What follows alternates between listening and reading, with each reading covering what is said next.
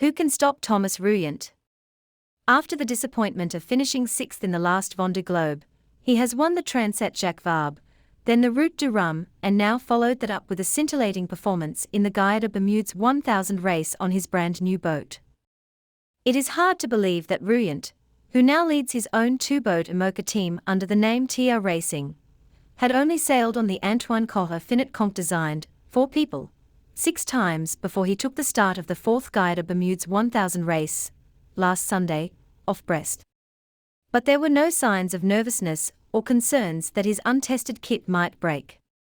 Ruyant and co-skipper Morgan Lagravère ripped into the sprint around the northeast Atlantic, displaying electric pace upwind, off the wind, and downwind, in a contest that tested boats and crews at all angles of sail and in varying sea states. Featuring 13 double-handed crews, the race was dominated at the front by the battle between Ruyant and Jeremy Bayou, sailing with Franck Cammars on the black and red Charal. Rather like the recent duel between 11th Hour Racing Team and Team Malaysia in the Ocean Race, these two crews were almost inseparable throughout an absorbing contest. Charal led at the first offshore mark, after a long light wind beat to a point 200 miles southwest of Brest. Then Ruyant and Lagravère were ahead at the iconic Fastnet Rock, 300 miles to the north, after a challenging off-wind leg. Then the two boats stormed downwind to a mark about 100 miles west of Brest, with Charal once again just ahead. And after a punishing beat into heavy seas and big winds, 4 people was once again ahead at the final offshore mark before Ruyant and Lagravère managed to pull ahead on the long, powerful downwind stage to the finish. At the line, 4 people had been at sea for 4 days, 6 hours and 15 minutes, while Charal got there less than half an hour later. The 41-year-old Ruyant was in ebullient form on the dockside, thrilled by his new boat, and by having started his new campaign with another stunning win. "We thought we had a good boat, and when we started racing we both got on really well, as we always do," he said of himself and Lagravère, who teamed up to win the last Transat Jacques Vabre in 2021, and will defend their title together later this year.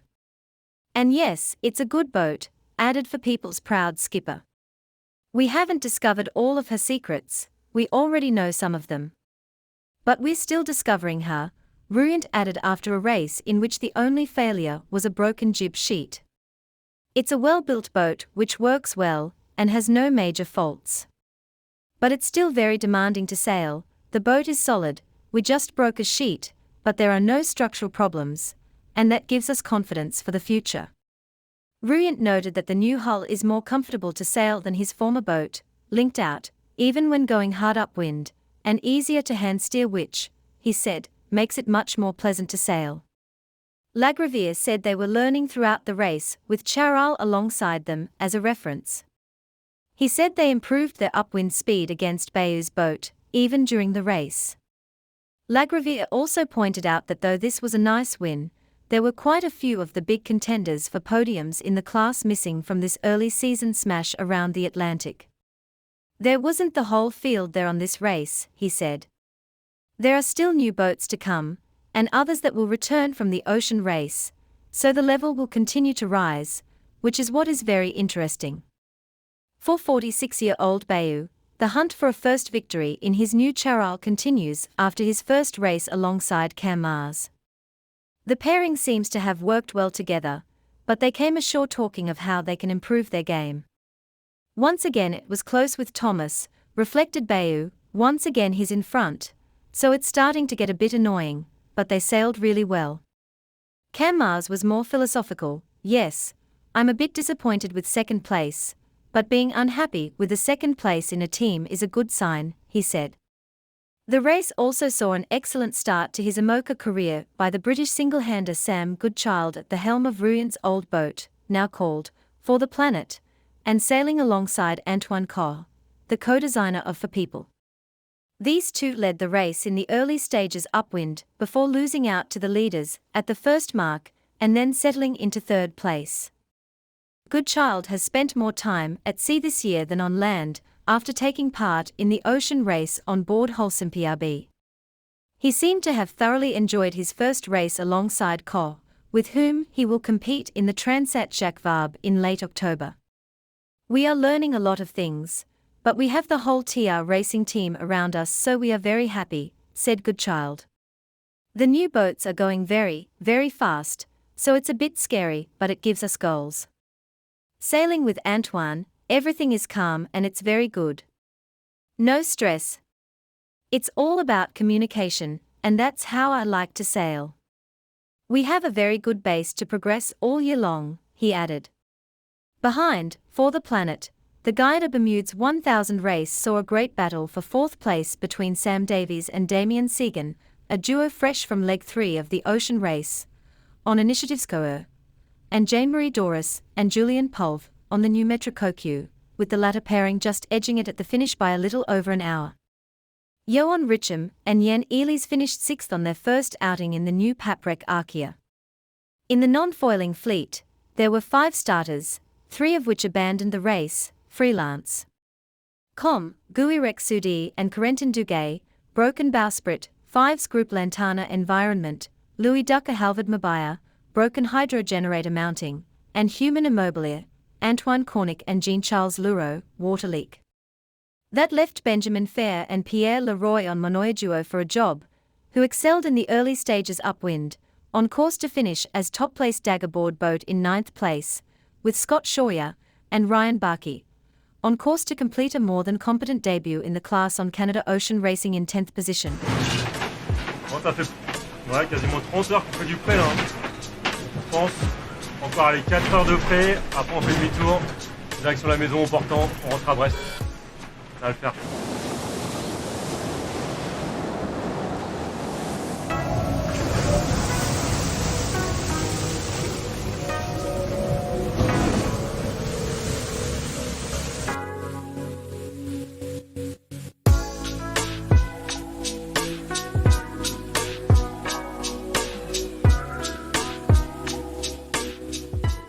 Le bonheur est dans le portant. Là, c'est du pur plaisir par rapport à ce qu'on a connu là, les 24 dernières heures. Là, c'est la glissade, c'est top.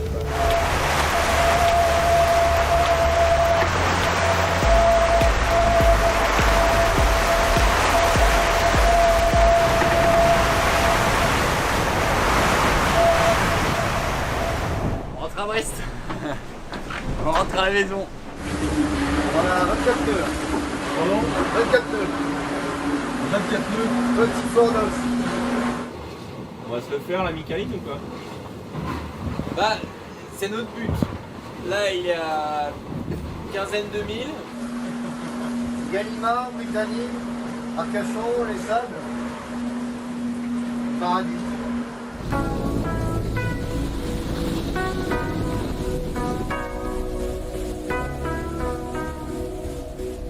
Ouais, bah nous voilà à barrer le bus de l'intérieur. On n'a pas trop d'autres choix parce qu'on n'a plus de pilote. On a arraché les 2 supports des vérins de pilote là, entre hier et aujourd'hui, enfin cette nuit. Et du coup, voilà, on a décidé quand même de continuer. On a contourné le waypoint Gallimard et on fait route vers Brest. Là, on est à 23 nœuds. C'est pas mal. On était en train de dire que c'était pas mal d'avoir des vitres quand même pour voir devant. Et que ça va quand même bien. On est content de nous.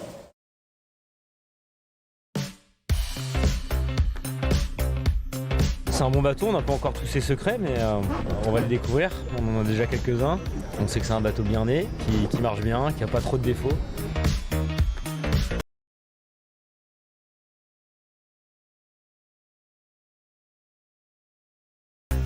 Une découverte de la machine, hein, donc d'avoir une référence comme Jérémy et Franck à côté, c'est parfait pour démarrer.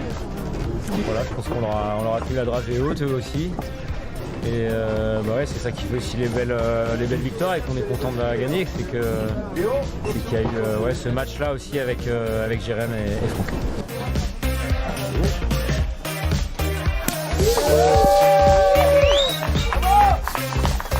tous les deux, comme disait Thomas, c'est un bonheur de partager ces moments-là.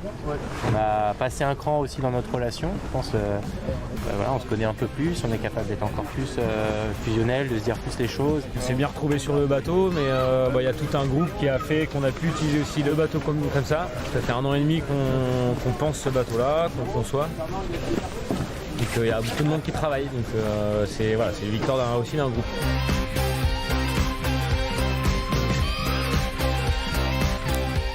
C'était un beau parcours. On disait juste en arrivant qu'on avait bien fait de venir, que ça aurait été dommage de ne pas faire cette course-là parce qu'elle était hyper intéressante. Que encore une fois, c'était serré avec Thomas. Encore une fois, il est devant. Que ça commence à être un peu énervant, mais voilà, ils ont super bien navigué. On sent dans leur équipage beaucoup de fluidité que nous on doit acquérir peut-être un petit peu encore. C'est dommage d'être deuxième quand on sait qu'on aurait pu être premier, mais eux aussi ils savaient qu'ils pouvaient être premiers, ils ont mérité. Mais c'est une belle bagarre, donc ça c'est bien qu'on soit au combat pour la première place.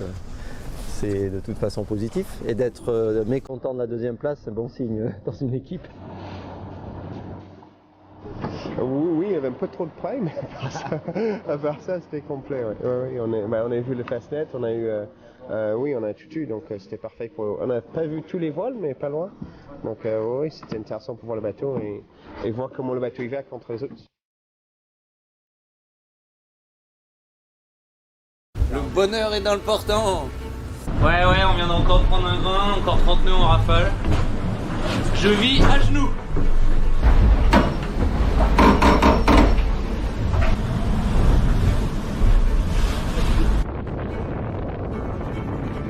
Le pré c'est sympa, mais quand ça s'arrête c'est vachement mieux.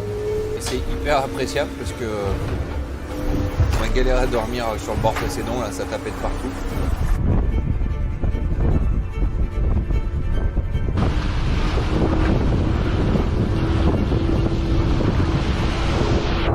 Là c'est du pur plaisir par rapport à ce qu'on a connu là, les 24 dernières heures. Là, c'est la glissade, c'est top.